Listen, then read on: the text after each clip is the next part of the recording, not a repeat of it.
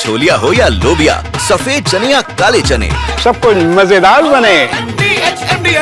लेकिन बहुत जल्द ये सारे फैसले एशिया से तय होंगे और एशिया की दो महाशक्तियों भारत और चीन एक नई विश्व व्यवस्था की नींव रख रहे हैं।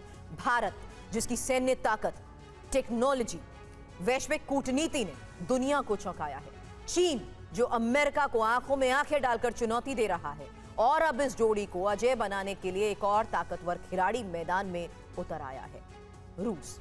अब ये तीनों देश एक साथ मिलकर एक नया पावर ट्रायंगल बना रहे हैं। ये खबर सुनकर डोनाल्ड ट्रंप बेचैन है, लेकिन 31 अगस्त के बाद उनकी बेचैनी और ज्यादा कैसे बढ़ने वाली है, समझिए इस खास रिपोर्ट से।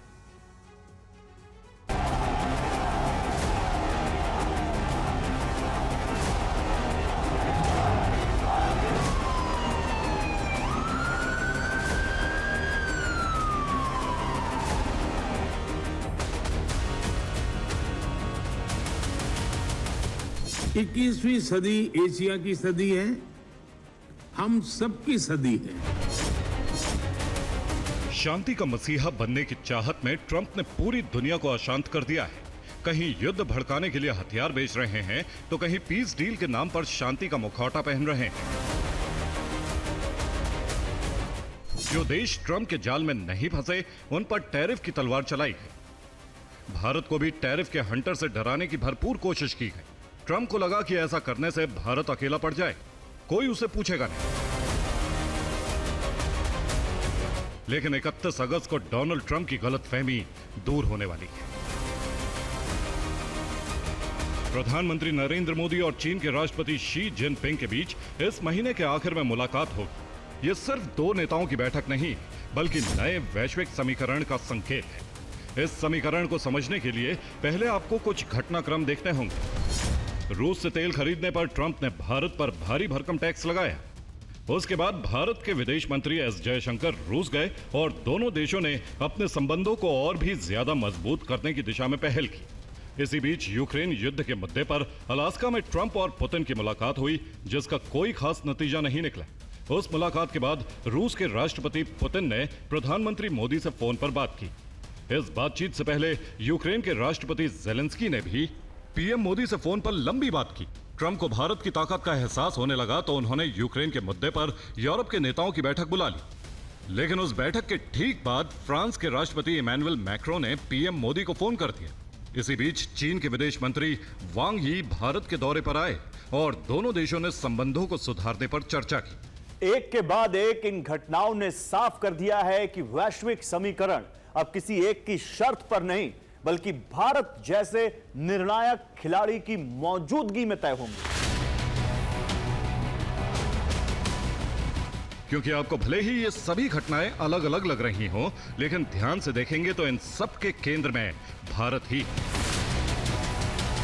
पूरी दुनिया, हर पावर सेंटर भारत को अपने पक्ष में रखना चाहता है।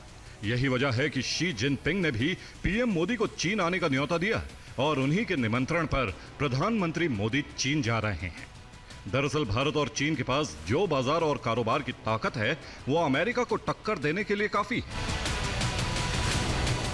If the border is stable, predictable, free of incidents, then there is a natural improvement in the rest of the relationship. So the border has been stable for some time now, and as the disengagement was completed, naturally it was logical that there would be an improvement in other areas. ऐसा नहीं है कि रिश्तों में सुधार के लिए सिर्फ भारत ही हाथ बढ़ा रहा है। चीन को भी भारत की उतनी ही जरूरत है। कुछ दिन पहले भारत आए चीन के विदेश मंत्री वांग यी का ये बयान सुन लीजिए। आपको खुद समझ आ जाएगा कि आखिर चीन के लिए भारत कितना अहम है। भारत और चीन दोनों मिलकर न सिर्फ एशिया की तस्वीर बदल सकते हैं, बल्कि वर्ल्ड ऑर्डर को भी नए सिरे से परिभाषित करने की ताकत रखते हैं। ग्लोबल मंच पर रूस इन दोनों के साथ कंधे से कंधा मिलाकर खड़ा है। दरअसल यूक्रेन युद्ध की वजह से ही अमेरिका और यूरोप के तमाम देशों ने रूस पर कड़े प्रतिबंध लगाए हुए हैं। लेकिन भारत हमेशा से रूस का भरोसेमंद मित्र रहा है। इसी भरोसे की मिसाल है विदेश मंत्री एस जयशंकर का हालिया रूस दौरा, जहां ऊर्जा, रक्षा और रणनीतिक और रणनीतिक सहयोग पर बड़ी बातचीत हुई। भारत रूस संबंध अब भी उतने ही मजबूत है और यही मजबूती भारत चीन रिश्तों को संतुलित करने में भी मददगार साबित हो रही है। चीन के विदेश मंत्री का ताजा भारत दौरा इस साझेदारी को और पुख्ता करने का संकेत देता है। Overall, it is our expectation that our discussions would contribute to building a stable, cooperative and forward-looking relationship between India and China, one that serves both our interests and addresses our concerns. America की नाकाम और विवादित नीतियों पर पलटवार करने के लिए भारत और चीन अब एक नई साझेदारी की ओर बढ़ रहे हैं। ये साझेदारी वॉशिंगटन की आर्थिक धमकियों का करारा जवाब बनेगी। फिलहाल एशिया का आत्मविश्वास बढ़ रहा है और अमेरिका की पकड़ ढीली हो रही है। इसकी वजह है भारत, रूस और चीन की तिकड़ी, जो ग्लोबल इकोनॉमी, जियोपॉलिटिक्स और ग्लोबल ऑर्डर को एक नई दिशा देने की ताकत रखती है।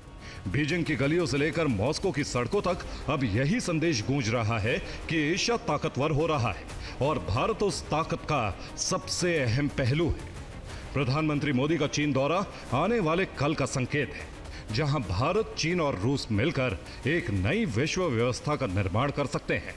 ऐसी व्यवस्था जो अमेरिका की परछाई से निकलकर पूरी दुनिया की सामाजिक, आर्थिक और राजनीतिक उन्नति का रोड मैप तैयार करेगी। Bureau report, TV9 Bharatvarsh.